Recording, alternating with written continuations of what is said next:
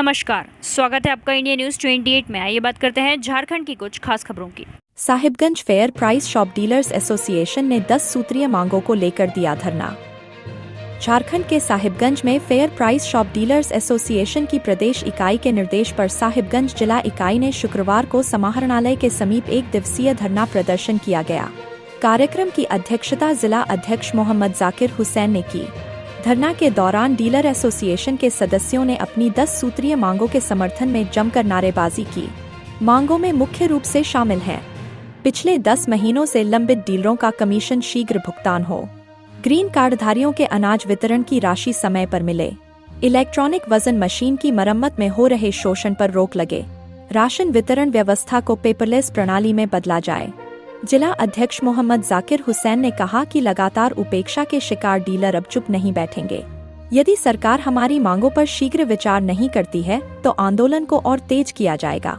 उन्होंने यह भी कहा कि राज्य भर में डीलर परेशान हैं, लेकिन विभाग के अधिकारी सुनवाई नहीं कर रहे हैं। एसोसिएशन अब चरणबद्ध आंदोलन की तैयारी में है। आइए जानते हैं जिला अध्यक्ष जाकिर हुसैन क्या कहते हैं। साहिबगंज से संथाल परगना डिवीजन ब्यूरो मनीष कुमार शर्मा की रिपोर्ट। 3300 कुंटल अनाज शॉर्टेज है, जिससे चलते डीलरों को पर समय पर अनाज भुगतान डिलीवरी नहीं किया जा रहा है डीएसटी के द्वारा। आप मान लीजिए आधा डीलर को इस महीने का भुगतान हो रहा है, फिर अगले महीने का राशन आ रहा है तो फिर उस राशन से इस महीने को पूरा किया जा रहा है। इस तरह का लगातार होता रहा है, वितरण बाधित हो रहा है। सरकार इस पर कोई संज्ञान नहीं ले रही है। हम चाह रहे हैं कि चैनल के माध्यम से, आप लोग के माध्यम से सरकार तक की मैसेज पहुंचे और राजमहल की समस्या और मंडरों की समस्या, साहिबगंज प्रखंड का समस्या, गोदाम शॉर्टेज का, इसका समाधान हो। और बात है कि इस केंद्र सरकार का आदेश है कि टोटल व्यवस्था जब ऑनलाइन है तो इलेक्ट्रॉनिक सामान से हो रहा है, फिर आप पेपर का जरूरत क्यों पड़ता है? टोटल व्यवस्था को पेपरलेस करने का केंद्र सरकार का अनुमति है, लेकिन राज्य सरकार इस पर अब तक अमल नहीं कर रही है। इलेक्ट्रॉनिक तराजू जो है, इसमें उसका समय सीमा एग्रीमेंट खत्म हो गया। वो इलेक्ट्रॉनिक तराजू 200 रुपये का सामान लगता है, उसमें डीलर से 2000 रुपये वसूला जाता है। तो हम लोग सरकार से चाहते हैं कि इलेक्ट्रॉनिक तराजू सही करने का जिम्मेदारी डीलर पर दे दे, ताकि वो अपना तराजू सही कर ले, उसका शोषण नहीं हो। और आगे स्मार्ट पीडीएस लागू होगा सितंबर से। उसमें क्या होता है कि सही वजन का उसमें आंकड़ा नहीं आता है इलेक्ट्रॉनिक सिस्टम में। तो सरकार को चाहिए कि जो सिस्टम में गड़बड़ी है उसको सुधार करके ही वो स्मार्ट पीडीएस लागू करे। और पूरे झारखंड में 2G मशीन चालू है। आज के 5-7G के ज़माने में हम लोग 2G मशीन से माल बांट रहे हैं, जो वितरण करने में दिक्कत हो रही है, पब्लिक को दिक्कत हो रही है, राशन दुकानदार को दिक्कत हो रही है।